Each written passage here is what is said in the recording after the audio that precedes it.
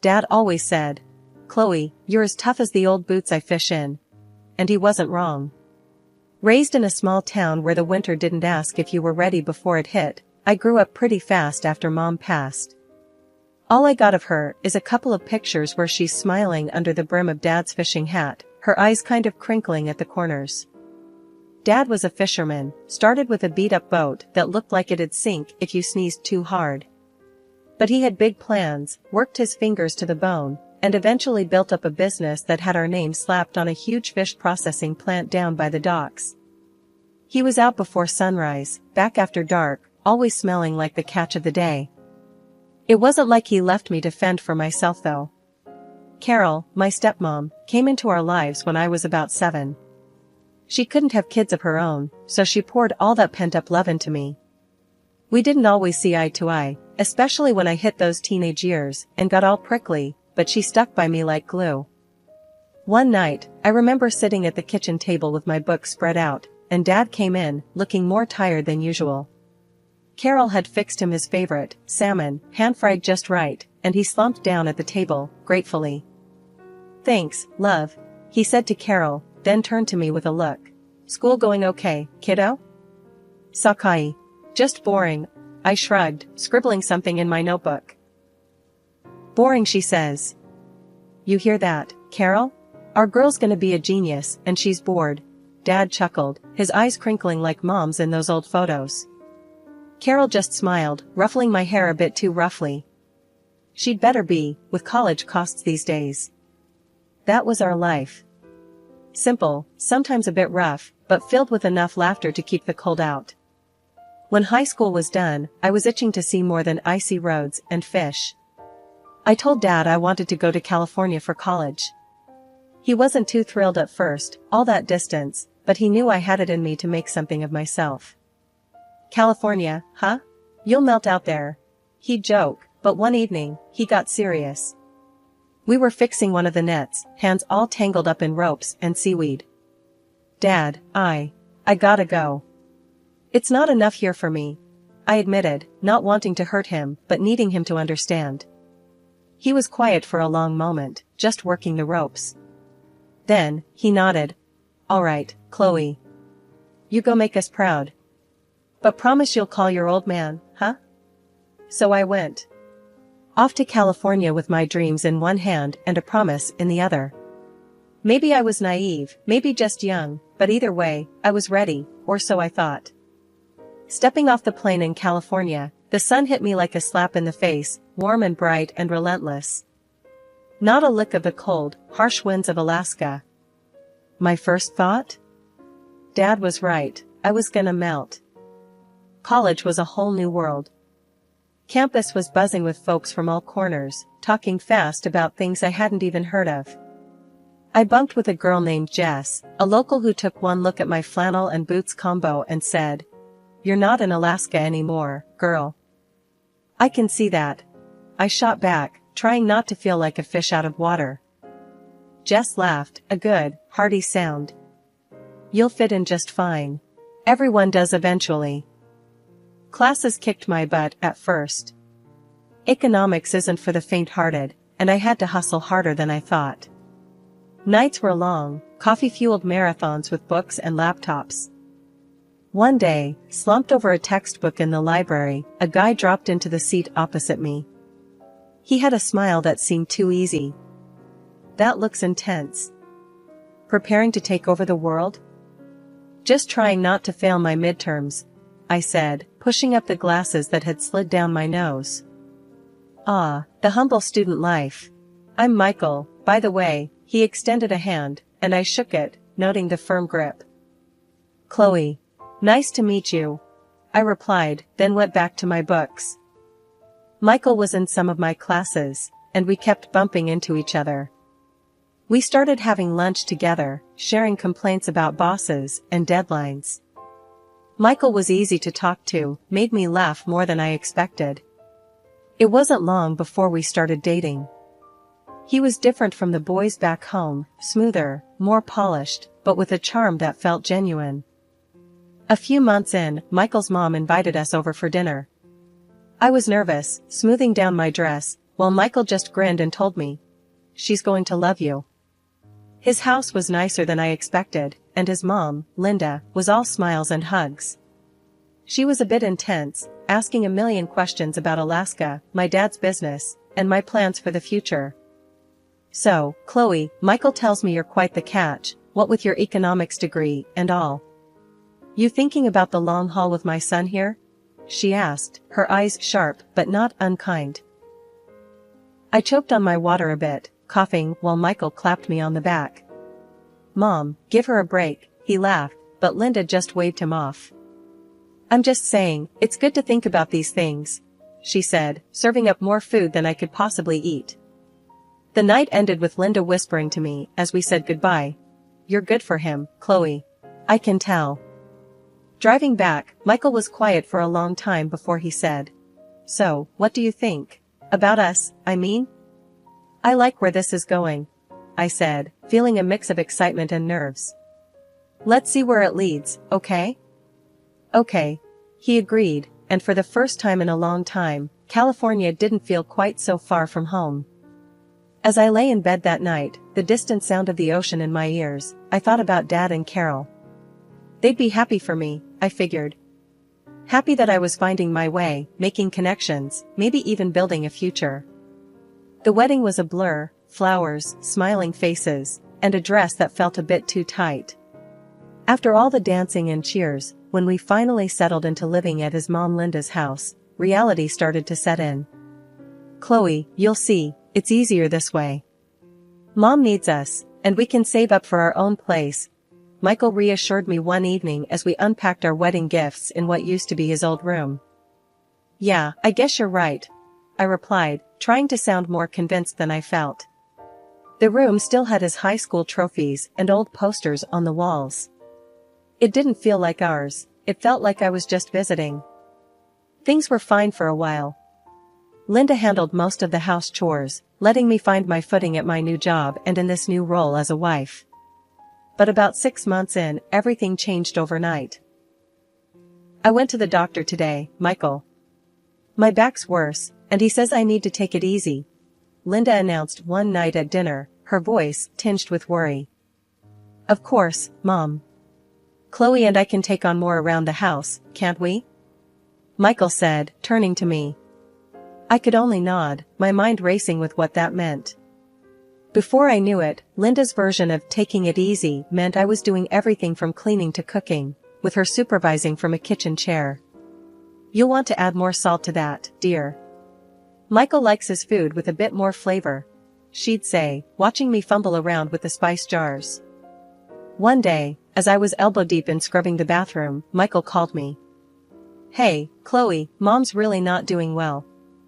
I was thinking, maybe you should consider taking some time off work to handle things around here. I stopped scrubbing, the sponge dripping in my hand. "Take time off?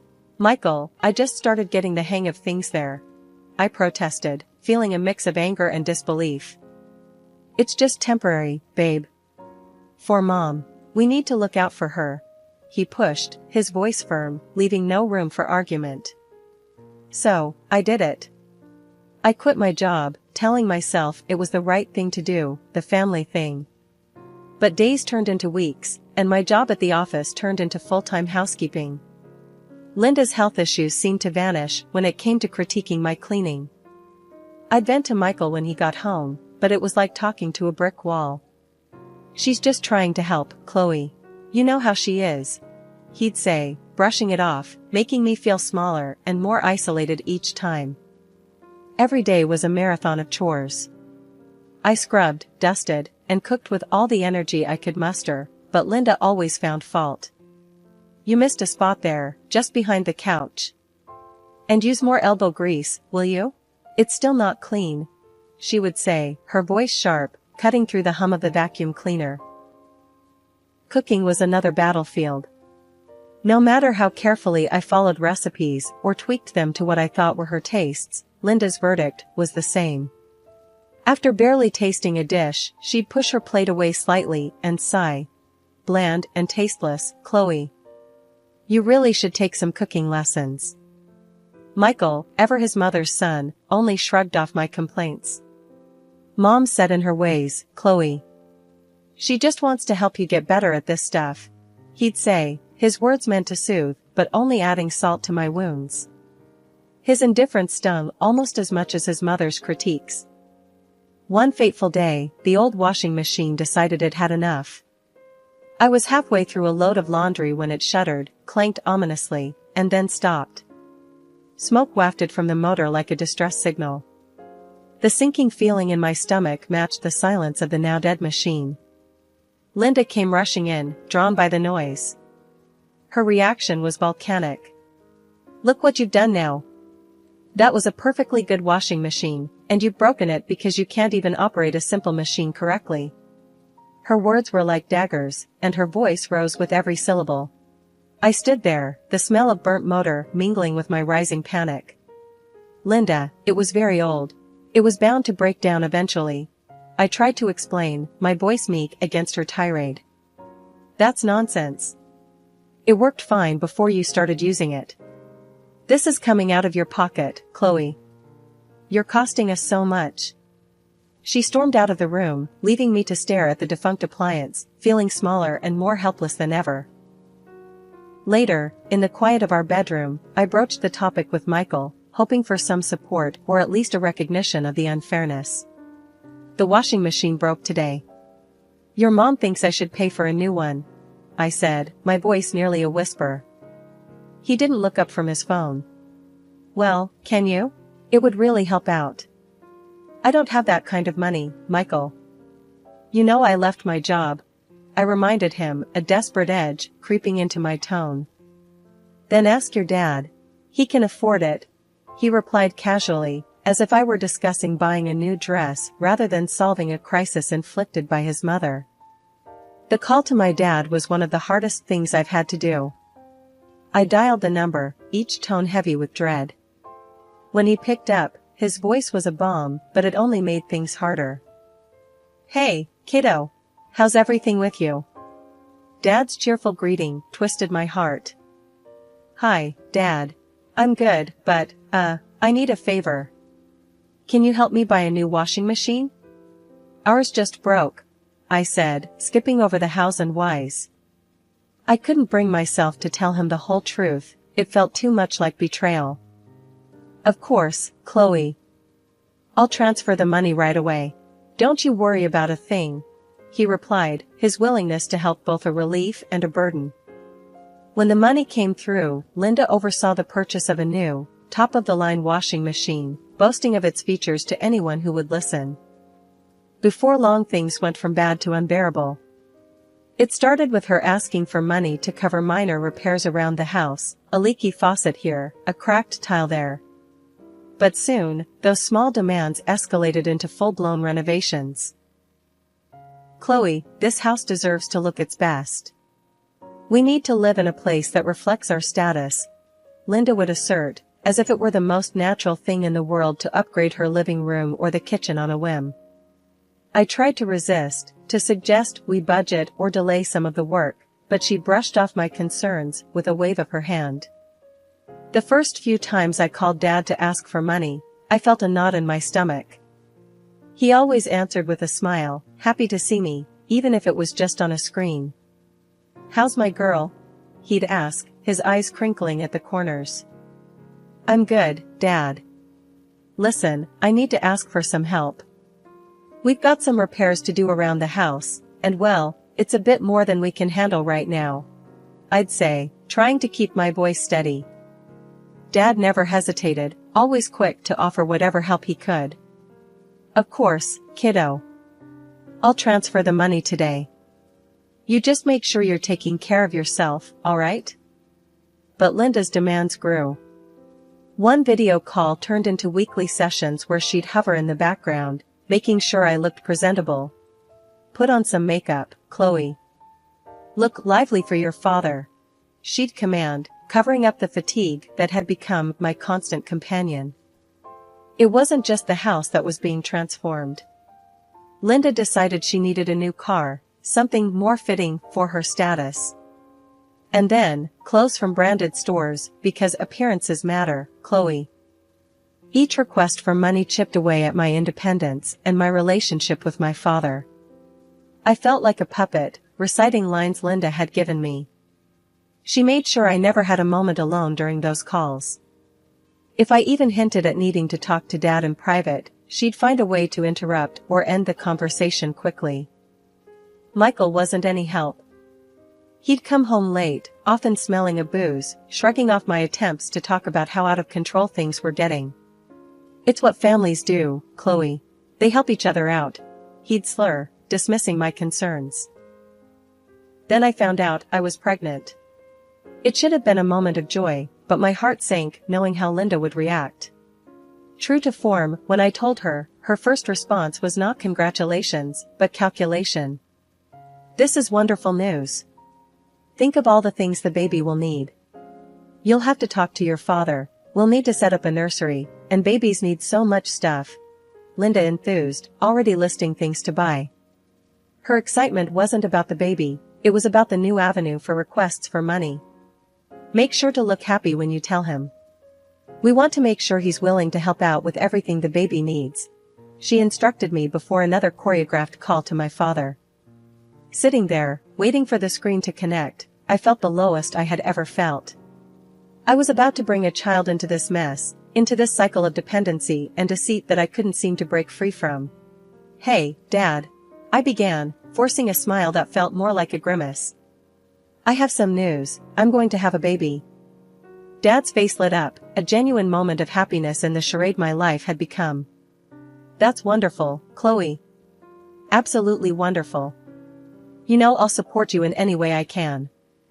Living with Linda and Michael had become unbearable, but it grew worse after the birth of my baby.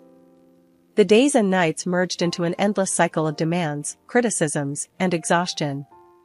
Michael was hardly ever home, and when he did show up, his presence only added to the tension. "You've really let yourself go, haven't you?" Michael would sneer, eyeing me as if I were a stranger, not the mother of his child. "You look like an elephant. I can't even stand to sleep next to you." His words cut deeper than knives, leaving scars no one could see. I cried most nights, silently, the sobs shaking my body while I tried to muffle the sound with a pillow so as not to wake the baby or attract Linda's attention. The baby didn't sleep well, up at all hours, crying more often than not. I was running on fumes, every day a test of my endurance. One particularly tough day, I was so exhausted that I fell asleep while a casserole was in the oven. The smell of burning woke me, but not before Linda stormed into the kitchen. "What on earth are you doing? You're wasting food, Chloe. Do you know how hard I work to provide for this family?" Linda screamed as she yanked the blackened casserole from the oven. I just fell asleep for a moment. I didn't mean to," I stammered, trying to apologize. "No excuses. You're not eating today. Maybe that will teach you to pay attention," Linda decreed, her voice cold and unforgiving. I was stunned, the hunger already gnawing at me. But worse was knowing I needed nutrition to breastfeed my baby, who depended entirely on me. Yet, I felt powerless to argue with her, the fear of further reprisal keeping me silent. That same night, Michael came home drunk. He stumbled through the door, his eyes barely focusing on me as I tried to soothe our crying baby. "Can't you keep that child quiet?" he barked, his voice laced with venom. "I'm trying, Michael. He's just fussy tonight," I said, my voice weary, holding our baby a little closer. Unsatisfied and belligerent, Michael pushed me, his hand shoving against my shoulder hard enough that I stumbled and hit the doorframe. Pain shot through me, but my first instinct was to protect the baby in my arms. That moment crystallized everything for me. The fear, the pain, the desperation, I couldn't live like this anymore. Not for me, not for my baby. This wasn't a home, it was a prison. Michael's stumble seemed minor to him, but to me, it was the last straw. Waiting for the right moment to leave was the hardest part. I watched the clock tick, each minute stretching endlessly until the notification came, another transfer of money from my dad. It was then I knew I had to make my move. Michael and Linda were both out for the day, and the house felt strangely silent, almost like it was holding its breath along with me. I dressed quickly, pulling on my old warm jacket and wrapping my baby tightly in his blanket. Every movement was calculated, silent, the fear of them coming back early gnawing at my insides. I grabbed a small bag that I had packed days ago, the essentials only, some clothes for me, and the baby in diapers. With my baby secured in my arms, I stepped outside, locking the door behind me one last time. The taxi ride to the airport was a blur, my heart pounding so loud I could barely hear anything else. I kept looking over my shoulder, paranoid that Michael or Linda might pull up behind us. At the airport, I bought the tickets, my hands shaking as I handed over the cash. The amount drained nearly all the money I had, but it didn't matter. We were going to be safe, we were going to be free. I turned off my phone, cutting off any chance they had to track me down or persuade me to come back. Landing in Alaska was like stepping into another world. The biting cold slapped me awake from the haze of anxiety and fear that had clouded my mind. I hailed another taxi and gave the driver my dad's address. As we drove, the familiar landscapes of my childhood rolled past, each mile bringing a surge of memories and a flicker of hope. I arrived at my dad's house late at night. The porch light was a beacon in the darkness. With my baby now asleep against my chest, I walked up the steps and rang the doorbell. The wait felt like an eternity. Then, the door swung open, and there was my dad, his face etching from confusion to shock as he took in my appearance, exhausted, disheveled, my eyes swollen from crying. "Chloe, what's happened? Are you okay?" His voice was laden with concern. Tears streamed down my face as I stepped inside. "Dad, I had to leave. I couldn't stay there any longer. Please, I need your help." He didn't ask any more questions. He just wrapped his arms around me and my baby, pulling us into the warmth of the house. Carol came down the stairs, her expression turning from sleepy curiosity to alarm as she saw me. "Oh, Chloe," she gasped, rushing to embrace us. "What's going on?" I broke down, the story pouring out of me in between sobs, the control, the isolation, the despair, Michael's indifference, Linda's manipulation. They listened, their faces growing grim with every detail. Without a word, Dad stepped away and came back with his phone in hand. He dialed with a steadiness that belied his age. "I'm calling the police, and then I'm getting the best lawyer we can afford. We're going to fix this, Chloe. You're safe now. You're home." The courthouse was a blur of activity, but inside, the world seemed to slow down as I took the stand. Giving my testimony against Michael and his mother, Linda, was one of the hardest things I'd ever done. My voice shook as I recounted the details of the abuse and manipulation, but I felt a strength I didn't know I had, fueled by the desire to protect my child and reclaim my life. The judge's gavel sounded like a shot of finality when he fined Michael for his abusive behavior. It wasn't just a victory for me, it felt like justice for every silent moment I had endured under his and Linda's control. The divorce papers came through not long after. Signing them brought a mix of relief and sorrow. This wasn't how I had envisioned my marriage ending. But as I scribbled my name, I knew it was the first step toward a new beginning. Mr. Jenkins, our lawyer, was relentless. He dug through financial records and bank statements, piecing together the puzzle of how my father's money had been siphoned off to fund Linda's lavish tastes and renovations. The evidence was undeniable, and the court ordered that every penny be returned. The total came to over $230,000. Neither Michael nor Linda had the means to pay it back outright. The news of their deceit spread quickly among their friends and the local community, tarnishing their reputations severely.